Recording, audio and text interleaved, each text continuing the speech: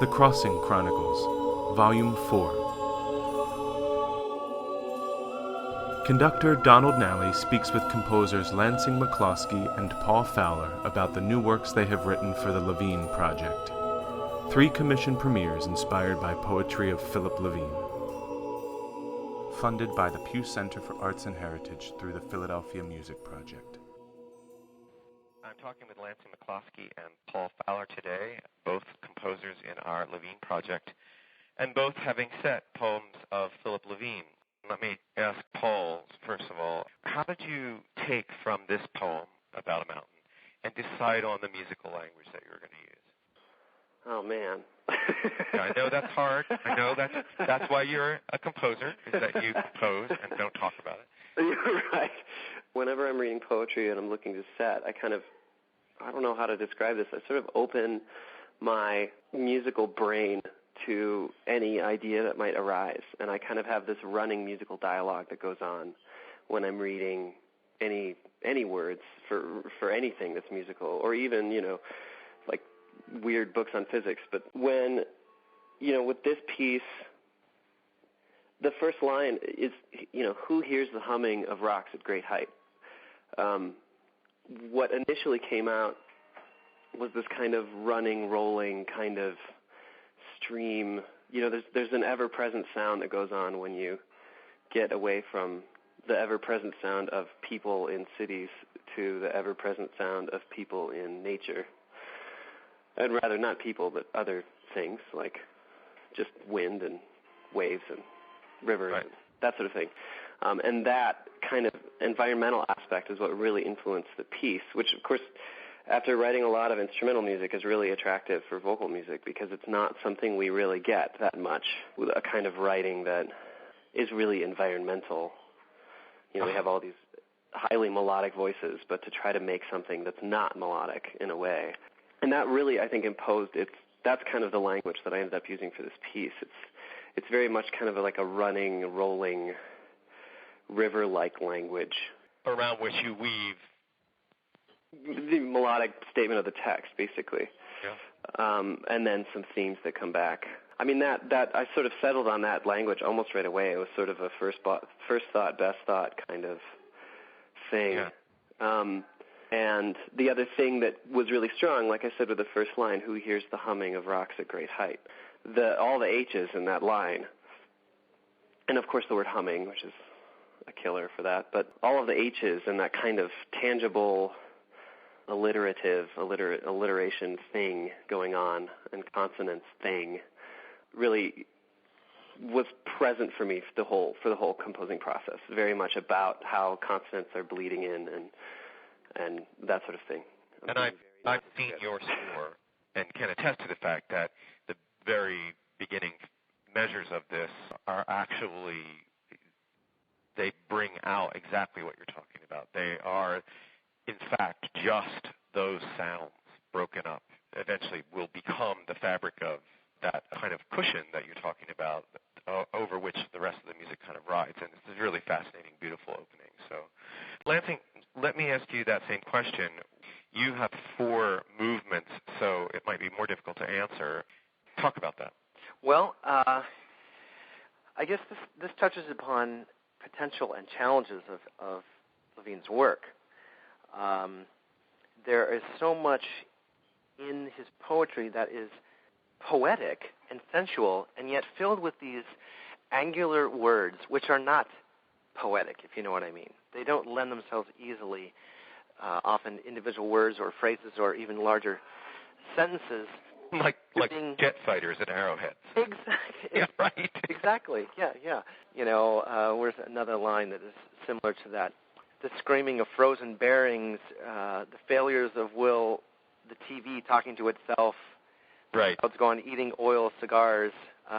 These aren't necessarily individually sensual words, but taken as a whole, it's very evocative and poetic, for lack of a better word. So my approach was quite a bit different than other vocal and choral pieces that I've done in the past. I set the mood and the place of each poem. So I would choose maybe one word one line, and that became the canvas for that setting. And I wasn't so much interested in text painting, which I've done quite a bit of in other works. I think all composers do a certain amount of text painting, word painting. This is more sort of moment setting, a moment music. And I don't mean that in the way that Stockhausen talks about moment music. What I mean is there's a moment that in my imagination inspired a certain harmonic accord or a harmonic vocabulary, and then each setting is pretty much almost monothematic, mono-moment, if you will. And so yes. the text just sort of unfolds in that space. Very interesting.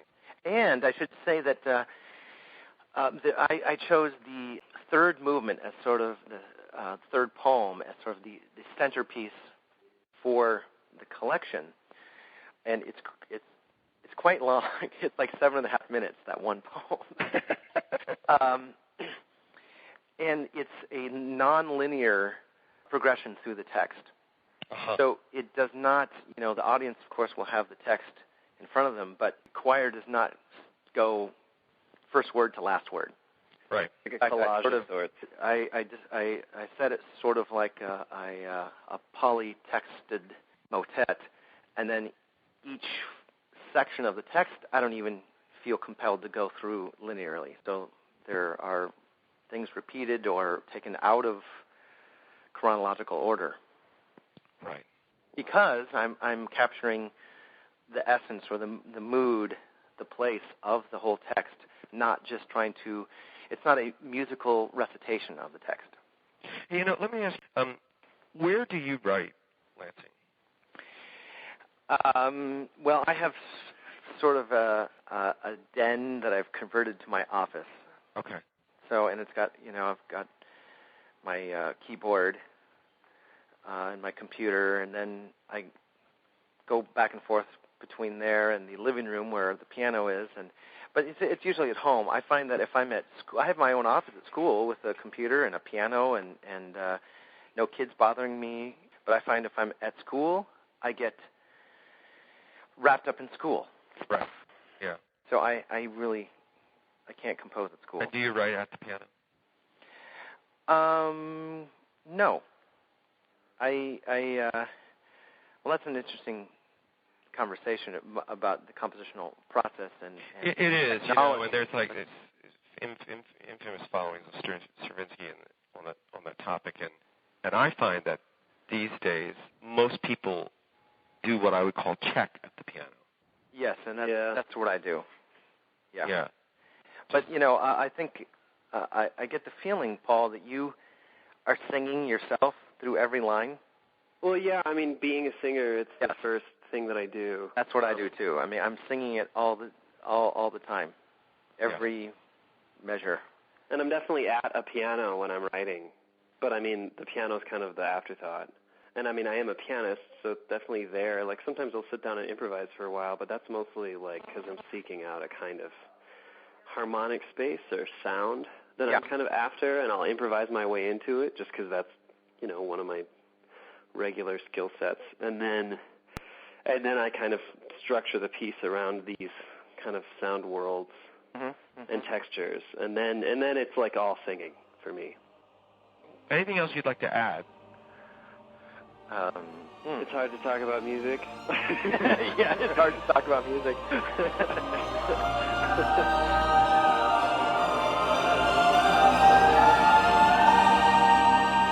Lansing McLoskey's The Memory of Rain premieres July 9th. Paul Fowler's Breath premieres July 17th. Both in Philadelphia with The Crossing. Visit us at www.crossingchoir.com.